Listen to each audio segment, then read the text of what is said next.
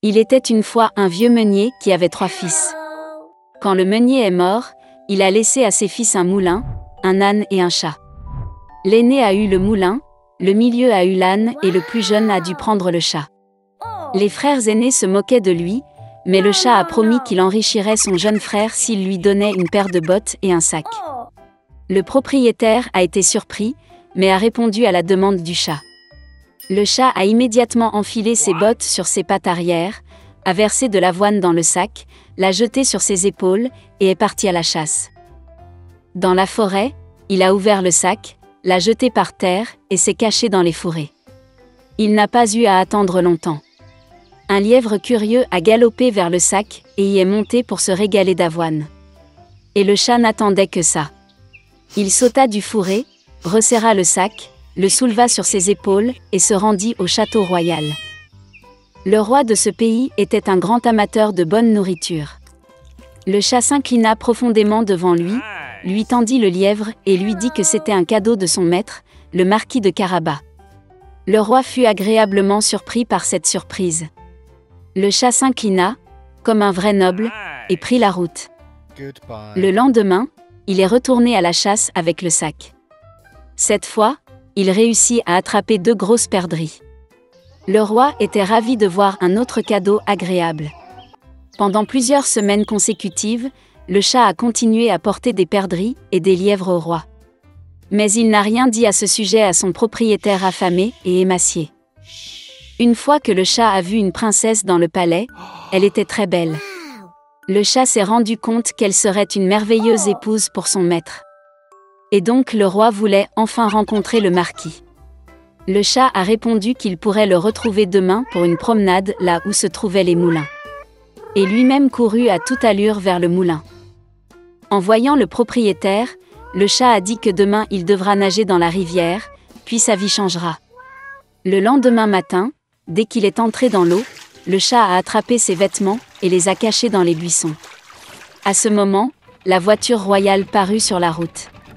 Le chat a sauté sur la route et a crié à plein poumon « Sauve-moi! Aidez-moi! Le marquis de Carabas se noie !»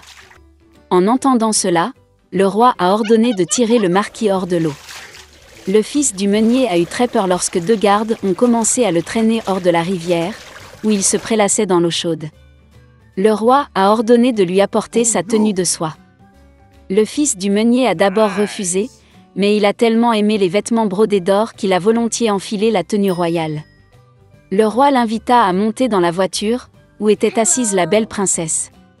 Le fils du meunier fut stupéfait, mais sans plus tarder monta dans la voiture. 1 minute plus tard, la voiture roulait à travers les champs et les prairies qui appartenaient aux géants mangeurs d'hommes qui vivaient dans un immense château. Le chat ne perdit pas de temps, et quel était l'esprit se précipita devant la voiture vers le pré, où les moissonneurs travaillaient à la sueur de leur front. Il leur a demandé de dire que ces champs appartiennent au marquis de Carabas, sinon le cannibale maléfique les mangera. Avant que les moissonneurs étonnés ne puissent répondre, la voiture du roi s'arrêta. Et quand le roi demanda de qui il s'agissait, ils répondirent dans un chœur amical que ces champs appartenaient au marquis de Carabas. Pendant ce temps, le chat est allé directement au château du mangeur d'hommes. Avec une dextérité féline, il sauta par-dessus le mur de pierre et pénétra dans le château. Le cannibale était assis à une grande table chargée de divers plats. Voyant le chat botter, il fut très surpris d'une telle impudence. Le chat a commencé à taquiner le géant et a dit qu'il ne pouvait pas se transformer en lion. Avant que le chat n'ait eu le temps de prononcer ces mots, le cannibale s'est transformé en un énorme lion avec une crinière hirsute. L'âme du chat est entrée dans ses bottes par peur, mais il l'a surmontée et a dit que le cannibale ne pourrait jamais se transformer en souris. Le terrible lion a disparu et une petite souris est apparue à sa place. Et c'était tout ce dont le chat avait besoin. En un clin d'œil, il a rattrapé la souris, l'a attrapée et l'a mangée. À ce moment précis, la calèche royale pénétra dans la cour du château. Ouvrant les portes de la voiture, le chat s'inclina poliment et dit qu'il était heureux de voir tout le monde dans le château du marquis de Carabas. Il est difficile de dire qui était le plus engourdi de stupeur à ces paroles, le roi ou le fils du meunier, qui ne comprenait déjà rien du tout. Le chat a emmené les invités à table. À la fin du dîner, le roi, après avoir mangé au maximum, a dit que le marquis était en effet un homme très digne, donc il donnerait volontiers sa fille à sa femme. La princesse était heureuse, jeune, belle et d'ailleurs, elle aimait beaucoup le riche marquis. Bientôt, ils ont joué un mariage. Le fils du meunier épousa donc une princesse et devint prince. Ils ont tous vécu heureux pour toujours, en particulier le chat, qui arpentait fièrement le palais en bottes hautes. Une fille nommée Alice en avait assez de marcher toute la journée sans rien faire. La chaleur la rendait somnolente. Soudain, elle remarqua le lapin blanc, qui était pressé quelque part. Il semblait étrange à la fille qu'il se parle à lui-même et qu'il continue de regarder sa montre. Brûlant de curiosité, Alice se précipita sur le lapin, et sans hésitation sauta derrière lui dans le trou. À l'intérieur se trouvait un puits profond dont les murs étaient tapissés de bibliothèques. Alice est tombée très lentement, et a réussi à tout voir correctement. Une fois au fond du puits, la jeune fille remarqua une table en verre à 3 pieds. Il y avait une petite clé dorée et une sorte de bouteille.